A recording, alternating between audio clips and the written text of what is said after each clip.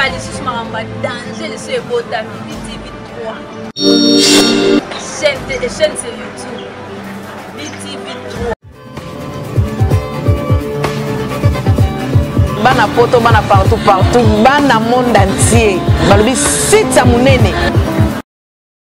BTV3. Babi, landa Maramba bien na 4 BTV3 pour se retrouver.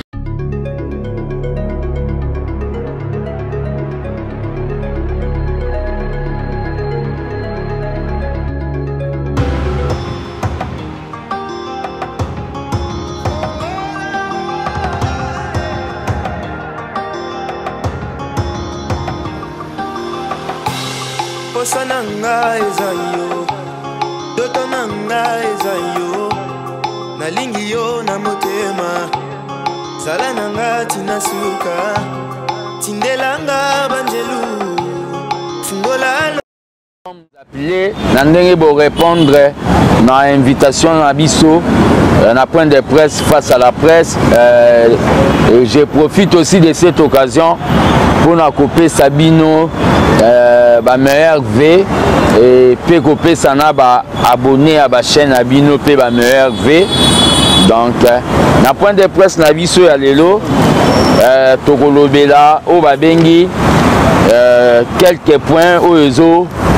Ça la polémique dans l'actualité.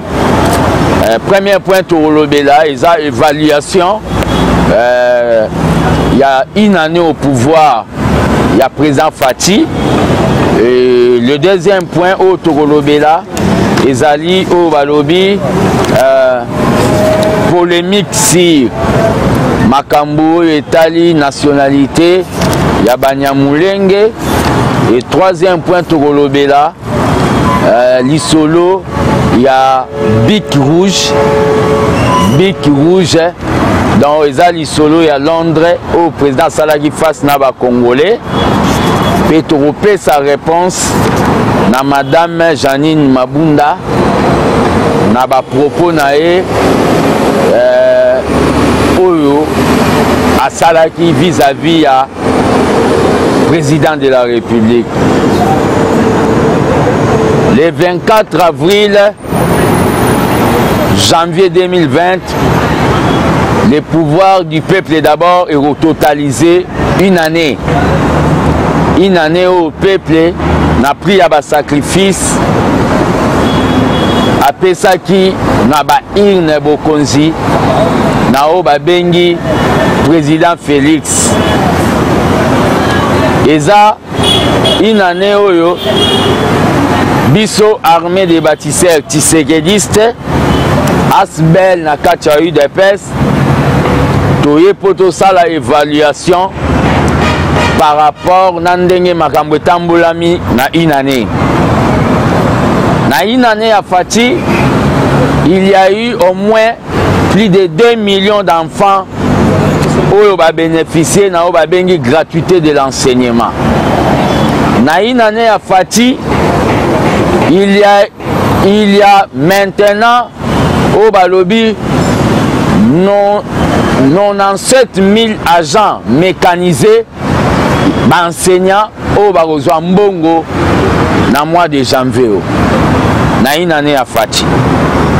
Na une année à Fati, sur le plan diplomatique, Congo et le concert des nations, c'est-à-dire respect et commis et pas au babengi partenaire Nabiso ya Mboka Libanda. Et Yamounene Salami na Congo depuis le président Baleka Fati est le deuxième président Oyo Bayambie na Rennes Reine à lobby Malobake Mukolo ba publia ki résultat azalaki ne sengo makasi pe azwaki confiance que Congo est jusqu'au leader pour ayebaka papa ya président Fati Etienne Tshisekedi de reste mémoire. Donc même en Angleterre Reine a sepelaki na élection ya Fati. Na une année à Fati, sur le plan sécuritaire, il y a des avancées. Oyo Balobi, pas comme auparavant. y a la FARDC na biso na est oyo tozo continuer ko encourager bango basali ba avancer moko remarquable vis-à-vis ya ba ADF dans nous ba groupe armé wana. Donc la paix et qu'on allons restaurer na Beni dans quelques jours. Autour, il y a polémique, il y a nationalité, il y a Banyamulenge. Wana c'était l'évaluation. Polémique et salami awa na Congo que Fati andimi que Banyamulenge bakomi ba Congolais a déclaré. Toye tout simplement pour rappeler notre opinion qu'en 1971, une ordonnance loi numéro 71-020 du 26 mars 1971 relative à l'acquisition de la nationalité congolaise par les personnes d'origine rwandais ou Burundi établies au Congo en date du 30-6-1960. Ordonnance wana mutasinyarango eza Mobutu. Politique eza babengi lipanangu bate. Na politique eza na eloko balobi que dans la politique n'est pas babengi une vie courante. Politique eza na eloko balobaka ezali continuité de l'État. Oh Mobutu a signé wana soki ezalaka abrogé te. Na principe il y a continuité de l'État, c'est que ezana nous normal. Mais le problème qu'il y a c'est quoi? Fati c'est un légaliste. Il y a des gens oh bazo bima comme de Monsieur Ngwanda Nokwa Mobutu akende na Maroc ala Moussa Mobutu ayebise que yaka o annulé l'ordonnance yo signaka. À cette époque là lui il était là. À cette époque Ngwanda était là. Et avec azo incité Batou oh le président a qualifié bango et c'est vrai bakombantaba que bazaneti bango nde bazaba nationaliste makasi na Congo pe photo ebelo komoko ezali il faut to salela o babengi compétitivité pe na méritocratie ezate ka congolais poza congolais ozano zoba zoba nde ba congolais ngambu balobaka yo pe il faut diriger. Le problème qu'il y a c'est quoi? Les gens oublient aujourd'hui que la démocratie c'est la voix de la majorité et la protection de la minorité. Banyamulenge baza minorité biso toze belé. Pourquoi tokoki kozala na o babengi kobanga na bango? Concernant la nationalité, Congo ndenge zaboye, le président n'avait pas eu le temps. Il y a Kolobelango dans Londres. Mais nous sommes en train de signaler problème, il y a une double nationalité dans le Congo. Et ça, na o babengi ba province nyonso o eza frontalier na les 9 pays oyo bazo entouré biso. Na kopesa ka province ex-province orientale soko ke kuno omona batu msuna babilonga ba Soudani.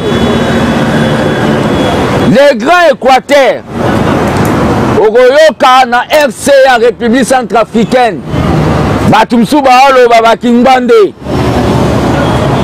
Mobutu abanda kobenga Bokassa noko nae. Problème à nationalité.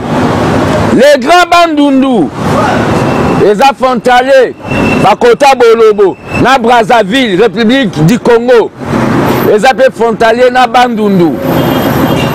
Le Congo central eza frontalier koto banyanga msusu babelelaka yelanga mbwengi azobelela na bao bana Brazzaville. Eza pe frontalier na Angola. Le Grand Kassai lisolo mo ebetamaka ke Lorenzo Kutu netika muluba. Langage à Balube Lobama en Angola. Tokei, le Grand Katanga.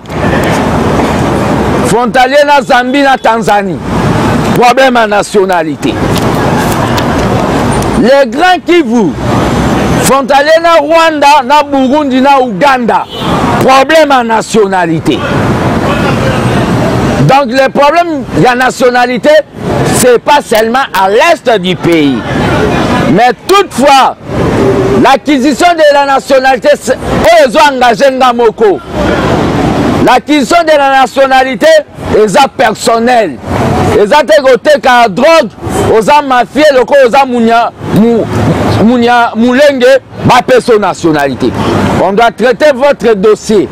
Ils ont donné la conférence nationale. Et la nationalité congolaise est exclusive. Okozala jamais munyamulenge congolais bamona kokuna na Rwanda lisusu yepe kaka munyamulenge ya Rwanda, parce qu'il y a des banyamulenge du Congo et il y a aussi les banyamulenge oyo baza na Rwanda. En bref,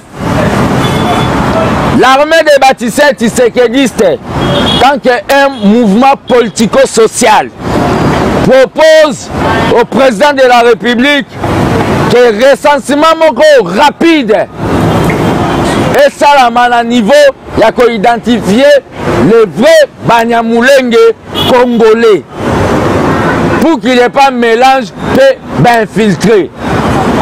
L'armée des bâtisseurs tshisekidistes propose encore le gouvernement Nabiso au Fatiazo dirigé et qu'on renforcer le plus vite possible au babengi service ya immigration na biso na niveau ya est pour na bloquer ba babengi infiltration. Il y a d'autres banyamulenge qui ne sont pas congolais. Dans ce débat ici, c'est toute une propagande politique. Oyo un certain monsieur Mbanda Nokwa Mobutu oyo amemelaka biso ba directeur de cabinet ya banyamulenge azokomisa ngo babengi comme si lui il aime le Congo plus que nous. Wani alaki le point sur les i oyo tolingaki totia par rapport na makambo etali banyamulenge. Affaire Biki Rouge. Président Lobby, il y a des ministres. Les lots vraiment remercié Fatih pour Ayo Karabaz Naé. Nous avons dit ici que les ministres provenant du FCC, Basala Kaba réunion avant conseil des ministres pour bloquer le gouvernement. Et le président Yoka Kango, président Lobiango. Abete Bobete à Fatima Bo, s'il vous plaît.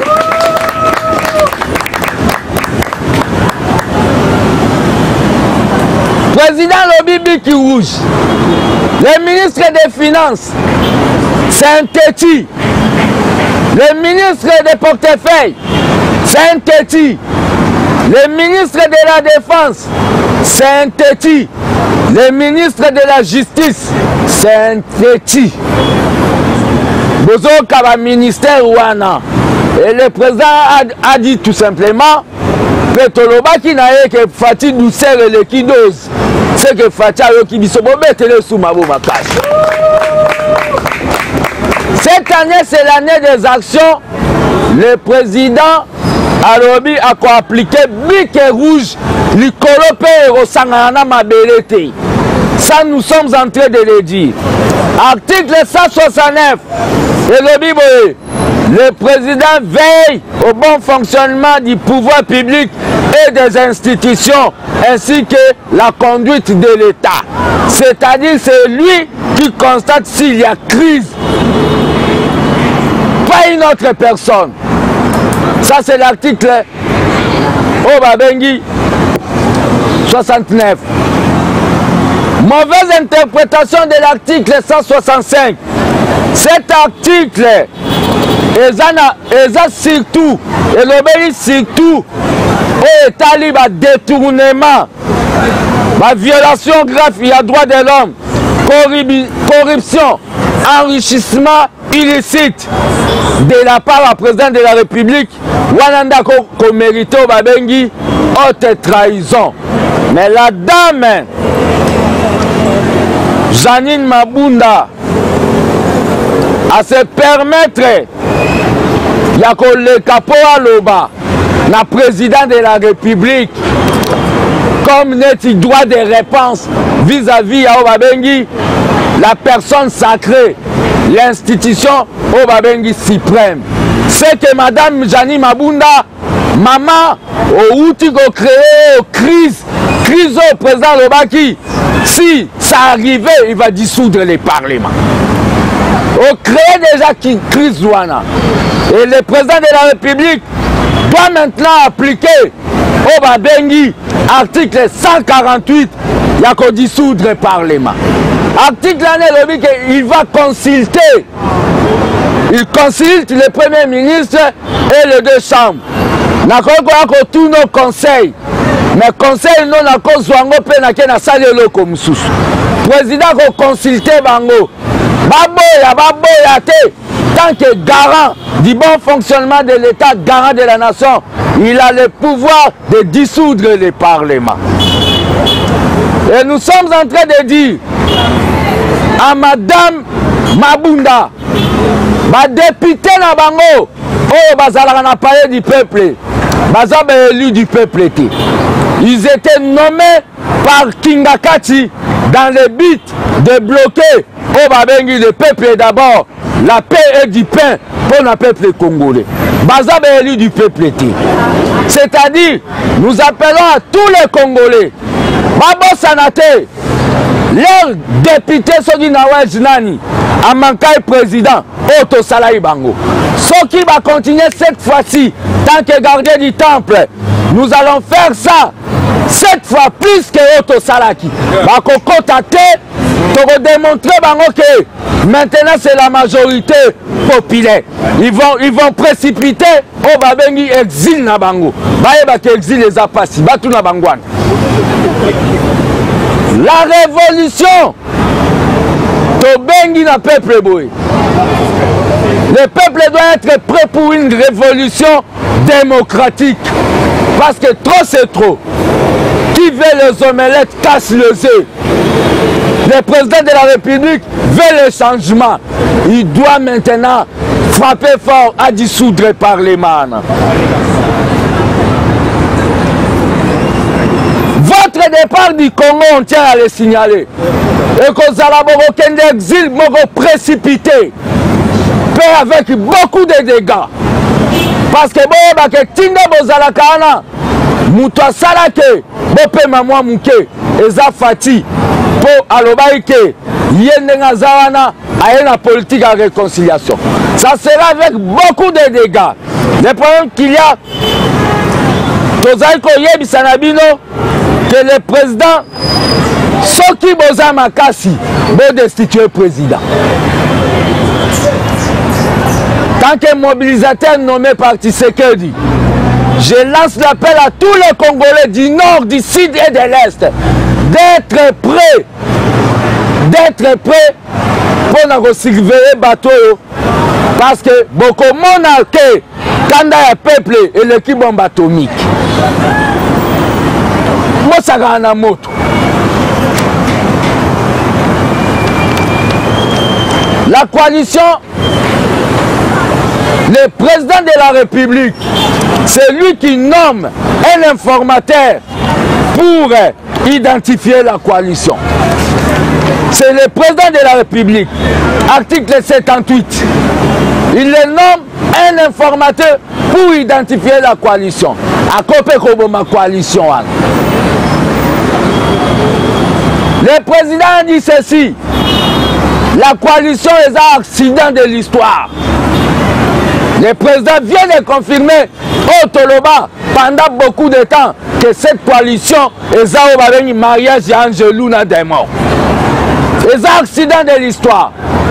Peuple congolais, la dissolution de l'Assemblée est dans quelques jours. Bon, se préparer à repérer sa force du changement. Au Babengi, majorité. Bon voter. Bon voter, député Nabiso. Na idée que le président soit majorité pour tout ça, la kaka, gouvernement mobimba qui au changement. On est en train de dire, et tout un certain monsieur Chadari. Chadari azole kazoloba. Que Moutaro Simba, Albert Yuma, Mboke Kopela Moto. Chadari, atteinte à la sûreté de l'État. Voyou politique net Chadar. Chadar a quelle force politique? La belle élection pour l'anam. Albert Yuma, vous démontrez que vous avez mis Yibi. Mandataire pour pour un individu, moto. Loba ça rien. Justice est au sala musala nango. N'intimidez pas la justice. Justice est au sala musala nango. Bako Kangalbert Yuma ana. Torota la soki yo Oropelisa moto. Des perroquets politiques. Peuple congolais, soyons prêts maintenant. Tolingai totike la Kabila, tabo kolaba anemi balé. Le kolaba collaborateur nae, batumboli biso peuple. Kabila na ba anemi balé bako se retrouver en exil. Allez faire vos réunions dans Kingakati jour et nuit. Mais sachez très bien, le peuple congolais maintenant a se réveiller et il y aura beaucoup de dégâts. Vous allez regretter. Ce message est fort. Madame Janine Mabunda, Monsieur Tambo Mwamba, Bokota Bozo décision de destituer le président.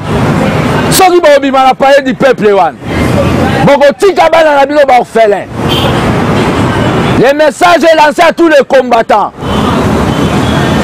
Soyons prêts maintenant. Parce que trop c'est trop. Avec bateau, les bâtons dans je dis et je vous remercie.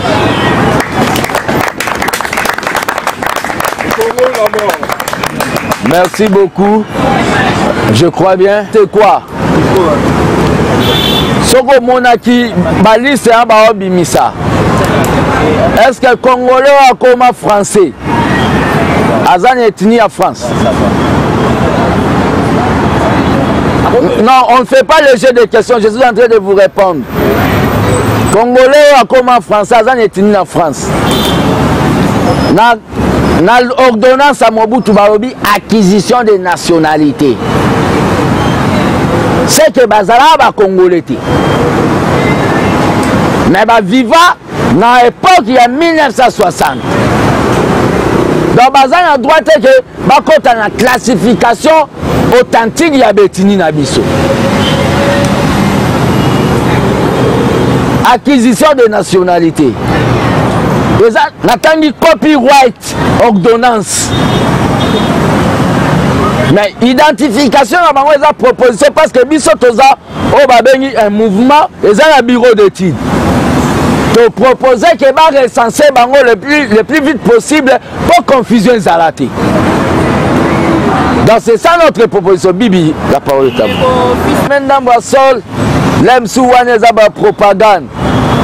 Jamais beaucoup réclamé dans mon sol. Pour ça, terre autonome ou quoi. Et le président est allé plus loin. Aïebisi Banyamuleng et Bazaba conseiller à Banyamuleng. On ne demande pas la nationalité avec les armes. Parce que le président a trouvé une solution pacifique dans la balkanisation. Mais ceux qui ont de mauvaises intentions, c'est maintenant les Congolais, nous tous, au Sangui la bango. Makambo Louana, qui va passer au monde à part les intégrité à Congo et éthique à la Congo. Congo et éthique à la tête et comme en Espagne, Batumo va s'engager jamais. On a rêve récemment en 1960 et pas Bachombe, il y a sécession katangese et Simbati. Et Tikalaka Kosala matin en Boka Kimbango, Kebaka Tamboka Mobo et comment. Non. Tozana on va bengi régime unitarisme décentralisé. C'est-à-dire, beaucoup qui peut développer Mboka Toza. Et ça, c'est un état dans un état. Là, ça ne va pas passer.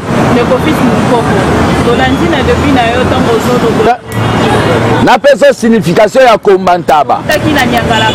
Non. Babiloko, le président n'a pas ingéré. Le président a constaté que les bateaux bazaba Kombantaba. Qu'est-ce qu'un Kombantaba? Les amoutos bamemake na singa loko la taba. Les batunami kili na diaspora. Ngwanda zo mema bango loko la taba. Babosani ke Ngwanda banda ko benge Terminator. Les grands tueurs. Les lobes babosani Ngwanda commis donner des leçons. Il faut Bozaba Kombantaba. S'il vous plaît, Bibi, quelqu'un d'autre peut poser la question. Ça c'est quoi? Vous savez, en politique, hein, tous les jeux sont permis. Tous les coups sont permis. Nana kenda qui na siège à peu perdu. Pour na ko défier bang. Bon mon photo te babimi singa balat singa lamba peu perdu. Pourquoi pas batu ya pareko? Oh bazoya na propagande. Il y a balkanisation pour traumatiser le peuple congolais. Pour que le peuple congolais a l'ingarambo kaneza akarandenge zala. Bako monter cette histoire, bazu rwandaise mo ba payer 200 €, basale le quoi. Le président de la République a dit ceci. Le fait qu'il y a cause à pouvoir, Moana balkanisation et Kotika balkanisation na dictionnaire. Et le problème, quand reconnaître les Banyamulenge, c'est pas seulement le président de la République. On ne peut pas poser si on passe comme ça les autres aussi. On monopoliser, s'il vous plaît. C'est une communication politique. Le président de la République a lobby yango. Vous avez vos images dans votre téléphone, nabino ya Mbongo. Cardinal Mbongo. Oyazobenga Banyamulenge, ce sont des Congolais, des frères. Botia yango. Cardinal Mbongo.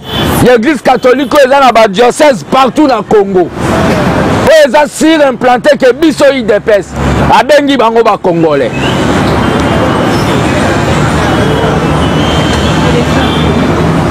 Dans les problèmes, les problèmes de Banyamulenge, on ne doit pas avoir peur de Banyamulenge. Mais nous devons réglementer façon à Bango. On n'a pas besoin de Banyamulenge bandits ici. On n'a pas besoin de Banyamulenge trafiquants ici. C'est pour cela l'armée de Baptiste Tisserégiste est proposée au Babengi renforcement de service de migration à Bissau dans le niveau à Est. Je crois bien la communication était claire. Tout petit avertissement na Madame Janine.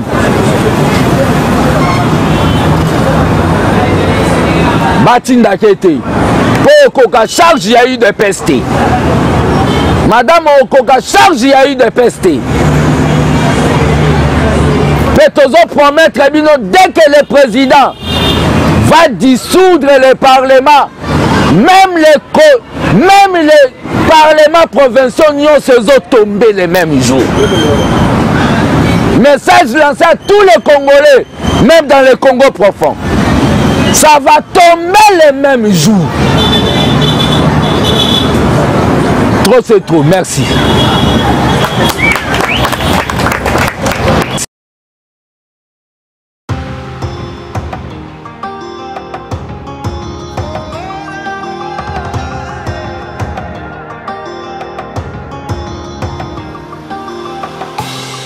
posa na ngai eza yo, ndoto na ngai eza yo, nalingi yo na motema, zala na nga tina suka, tindelanga banjelu, fungola lola na yo, mapamboli ekita, molimo na yo esimbanga, nayebi na yo na kolonga, papasi na nga ekosila, je sais qu'avec toi j'irai quelque part, puis tu m'as choisi, tu m'as mis à part, naza mwana nelaka na kokufa te, bilaka na ngai koko ma réalité, tindelanga banjelu ya we,